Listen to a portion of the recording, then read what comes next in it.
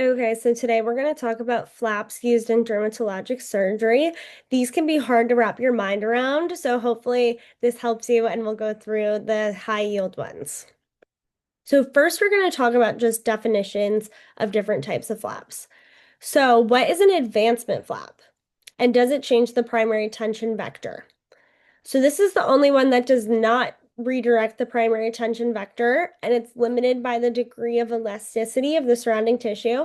So basically, you're just moving that Burroughs triangle that you would normally do in a linear closure to an area that's more functionally or cosmetically desirable.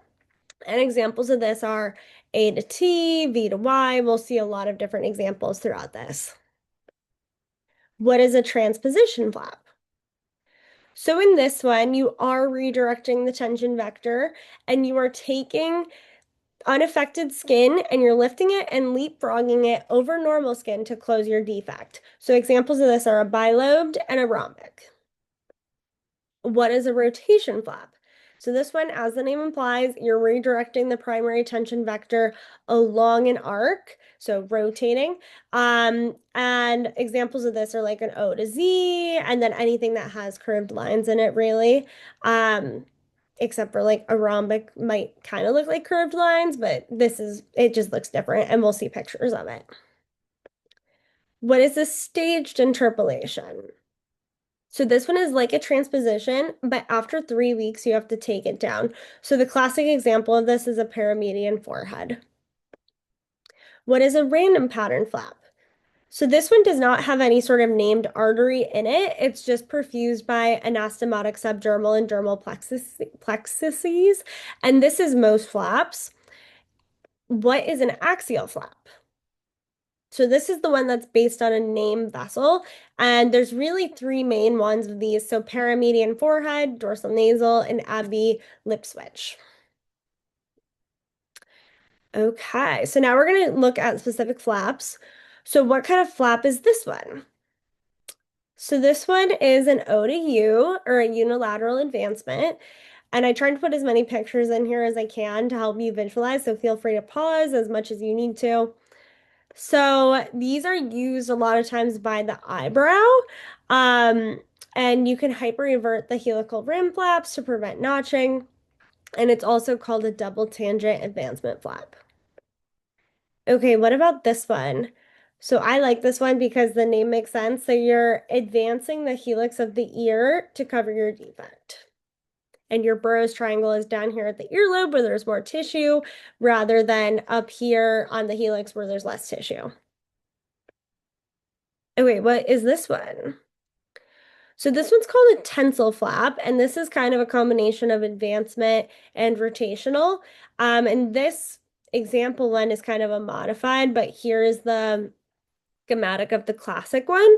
And one thing that's important here is that you can do a stitch to the orbital rim to prevent ectropion. So that's called a tacking suture. And this one is used for smaller defects of the cheek and at the eyelid versus what is this one? So this is the Mustarde one, which is kind of the same thing, but just used for a bigger defect and is like the whole cheek. Okay, what kind of flap is this one? So this is an O to H, and this one really looks like an H at the end. So this is used a lot of times on the forehead. But one issue with it is that you can get persistent forehead numbness because of the long incisions. And the other name for this is bilateral double tangent advancement flap. Okay, what is this one? So this is a bilobed. Where should you be undermining when you're doing a bilobed? So this one you want to undermine submuscular under the nasalis muscle. And then what should the angle of transposition be? So that's like you're taking this tissue to cover this defect. What should that angle be? So it's 90 degrees versus for this one, what should the angle be?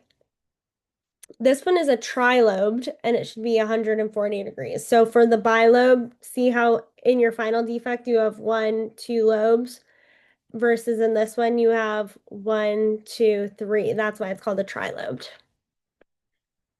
Oh wait, where's the key stitch in this bilobed flap?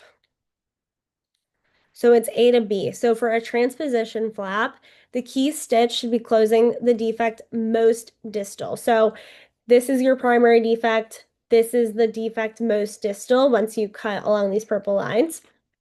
Versus for an advancement flap, the key stitch is closing the primary defect. And the primary defect is the one where you took out the cancer, basically. Oh, and I guess I should say too that these are mainly used in the setting of Mohs surgery where you know that you've cleared all the cancer.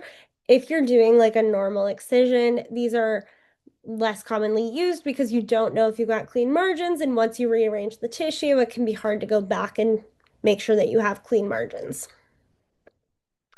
Okay, so the bilobed. So basically, you're redistributing tension from the nasal dorsum and sidewall to where the primary defect is, which usually is more like the nasal tip.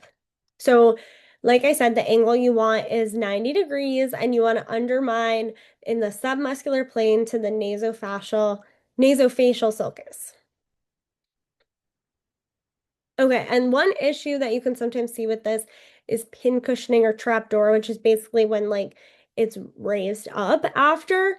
And this may be because you didn't do enough undermining or you didn't trim down the like fat on the flap enough, or it could be just too big, or you didn't tack it down enough. So you can treat this with intralesional steroids and then also dermabrasion, but you should wait at least 6 weeks to do dermabrasion. Okay, another one that looks like what it's called. So this is an O to T, or a bilateral advancement flap. This is frequently used in the chin area, and you can hide it in that mental crease, or it can sometimes be used above the eyebrow when you don't want to go into the eyebrow itself. And your superior standing cone, which is this part, that should be 2 times the diameter of the defect. So how tall this is should be 2 times this distance. Okay, what kind of flap is this? So this is a paramedian forehead flap. What artery is this based on? That is the supratrochlear artery. So this is an axial flap. Remember, axial is because it's based on a named artery. And the maximum length for this flap is the distance between the orbital rim and the frontal hairline. And usually it comes from the contralateral side. And you want that pedicle. So the pedicle here is this.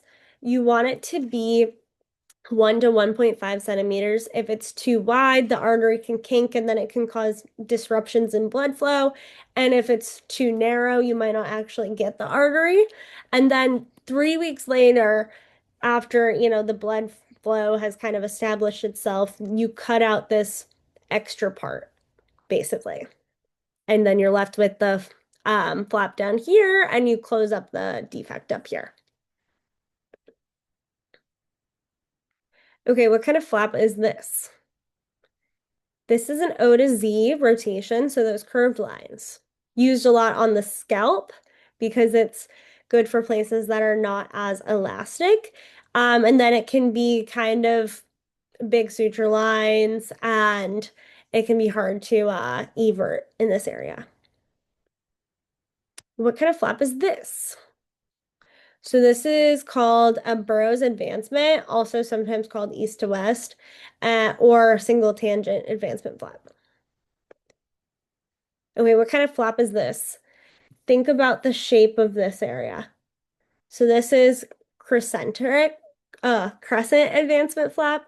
And this is used a lot of times like in this area or kind of like around the nose. So where will this star end up? What letter will it go to? It'll go to B. So it's coming across here, and you're kind of getting some of that tissue, some of the laxity from down here to come over and cover this defect. And this may require a tacking suture depending on where you're doing it. Okay, what is this one? So this is a V to a Y. So this one can be sometimes really hard to visualize. So basically, you're keeping it attached under here, and you're just undermining around this area, and you're kind of shoving this whole thing forward. Where is the primary tension vector for this? So it's parallel to the direction of the movement. So in this case, it would be this way. So yeah, like I said, you don't undermine the area under the flat body, and that's to maintain the blood supply. And the key stitch in this case is going to be connecting this area to this area. So closing that primary defect because this is an advancement flap. And so this is used a lot of times for the upper cutaneous lip, eyebrow defects, repairs of ectropion, and you have to make sure that 40 to 50% of it is not undermined to prevent necrosis. And this can also get the trapdoor effect, like the bilobed. Okay, what is this one? So when your final suture line looks like a question mark, that's a rhombic. What's the key stitch for this one? So remember, I said the key stitch in this case is going to close the tertiary defect or the one farthest from the primary defect. So this is going to be A to F.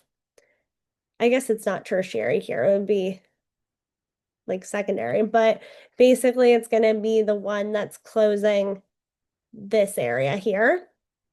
So A to F. Um, and that's the secondary defect. So it looks like a question mark. This is used a lot of times on the temple, the nose, the medial canthus, cheek. And there's some different modifications with different angles and less rotation, but less rotation has more tension. Okay, what is this one? So this one is just a good old-fashioned rotation flap. It has that curved line here. And then you can do back cuts to increase mobility, but it can decrease blood flow. And then you have to undermine where there's pivotal restraint. Okay, what about this one? So this is a dorsal nasal, and this one is based on the angular artery. So again, an axial flap, and that's from the glabella. And then this can cause a pig nose deformity if you don't undermine enough. And sometimes there's like a skin mismatch between the skin of the glabella and the skin of the nose. What kind of flap is this? So again, it looks like a question mark here. So this is a rhombic, but it's just a different angle of a rhombic. Okay, what is this one? This is the Abbey lip switch. And where was the defect? So in this case, the defect was here, and we took skin from down here and flipped it up to cover that defect. So this one is based on the inferior labial artery. It's based on the labial artery, it's just inferior or superior depending on, is it the upper lip you're moving down or the lower lip that you're moving up? So you again divide this at 3 weeks. So they have to eat through a straw for 3 weeks while this is in place because it's sutured together. And you do this on the upper lip more commonly because on the lower lip you do a wedge more commonly. And then this can lead to a risk of microstomia or oral incontinence. Okay, this isn't like a flap that you would be doing to fix a Mohs defect, but it's still kind of a flap, so I included it here. So this is a Z-plasty, and this is used for scar revision to lengthen the scar. So it increases, so you can do different angles, and basically they all increase the length of the scar and redistribute the tension. So you can do 30 degrees, 45 degrees, or 60 degrees. And the bigger the angle, the more the tension is reoriented. Okay, what kind of flap is this? This one is a mucosal advancement. So you're advancing the mucosa to cover a lip defect. And the main side effect is you get like a red color of your lip. So that can be feminizing, and some men don't like that. And what kind of suture should you use when you're doing like an oral lesion. Silk, it's the least irritating in this area. Okay, how would you close this defect? And there can be a couple options here. So you could do a V to Y. Let me get my annotation here. So you could do a V to Y. You would draw it like this and shove that up there to cover it. Or you could do a concentric and you could do like around here and then do like a like kind of like that. Okay, how would you close this one? So this one you would do an A to T most likely. Um, so you would take a little bit here and then